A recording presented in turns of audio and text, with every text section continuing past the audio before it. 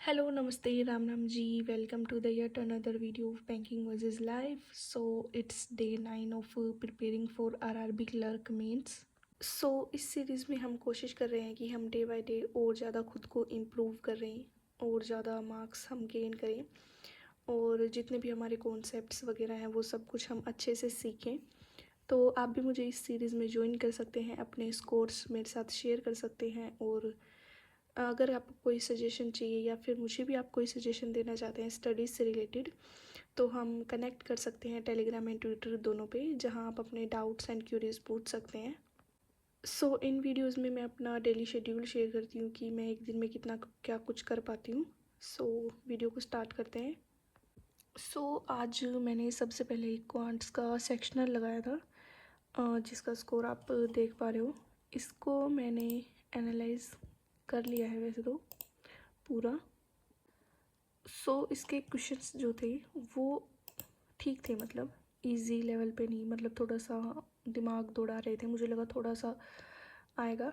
But कुछ concepts and topics ऐसे भी हैं जो मेरे को शायद डीप लेवल पे उनकी इतनी नॉलेज नहीं है, तो उस वजह से ये क्वेश्चंस। बाकी इनमें जो मैंने 2 DI छोड़ी इनमें, इन दोनों DIs में 2-3 क्वेश्चन ऐसे थे जो मुझसे बाद में बने एंड 2-3 क्वेश्चन का मतलब आप समझते हो कि 3 और 3 क्वेश्चन एक DI के छोड़े हैं, तो उसमें 1.25 मार्क्स का लूज़ करना। एंड इस हिसाब से अगर हम देखें तो 15 से 16 मार्क्स के अप्रोक्स स्कोर कर सकती थी मैं इसमें। बट एक थोड़ा वो फोकस का बात होती है कि जो इजी क्वेश्चंस होते हैं वो बिल्कुल स्टार्टिंग में नहीं दिए होते किसी भी DI की। एग्ज़ाम में भी कुछ ऐसा ही होता है कि कोई भी DI हमने देखी, उसका डेटा एक्सट्रैक्ट नहीं हुआ और लगता भी है कि हो भी जाएगा ये, बट वैसा होता नहीं है। तो उसके जो क्वेश्चंस हैं 2-3 वो बन जाते हैं काफ़ी आराम से, छोटे क्वेश्चंस होते हैं। इसमें एक तो ये परसेंटेज बेस्ड DI थी एंड कुछ अर्थमेटिक बेस्ड क्वेश्चंस थे। इसमें क्वाड्रेटिक के जो क्वेश्चन थे वो भी थोड़े से थे, मतलब जैसे 3PQR वगैरह वाला, ये वाला इसमें काफ़ी इक्वेशन बन रही थी, हालांकि ये वाला क्वेश्चन मेरे दिमाग के ऊपर से चला गया। इसके बाद टाइम एंड वर्क की DI थी। इसमें भी मतलब जो कॉन्सेप्ट्स वगैरह लग रहे थे, 2-3 क्वेश्चन के तो कॉन्सेप्ट्स मैंने कर दिए थे और थोड़ा बहुत मैंने पढ़े हुए, मतलब रिवाइज किए हुए काफ़ी टाइम हो गया, तो बस मेरे को रिवीजन करना है। बट तो ये इसके भी क्वेश्चन बन गए थे मेरे। ओवरऑल एवरेज कह सकते हैं मेरे हिसाब से। इसके बाद मेरे को ये समझ में नहीं आया कि इन्होंने ये कोई मेथड लगाया है या फिर किस हिसाब से इस इक्वेशन को सोल्व किया है।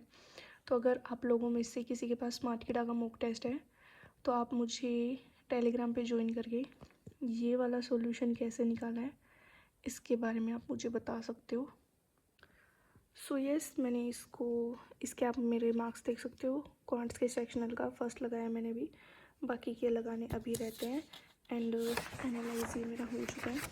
और सबसे पहले मैंने ये सोचा था कि स्टार्टिंग में ऐसे लिख देते हैं कि भाई कितना, कौन सा क्वेश्चन पहले करना है कौन सा बाद में, बट करते करते तो और ज़्यादा आगे से ध्यान रखूँगी अच्छे से करने का इसको। बस इतना ही मैंने ये किया है आज, ज़्यादा कुछ नहीं।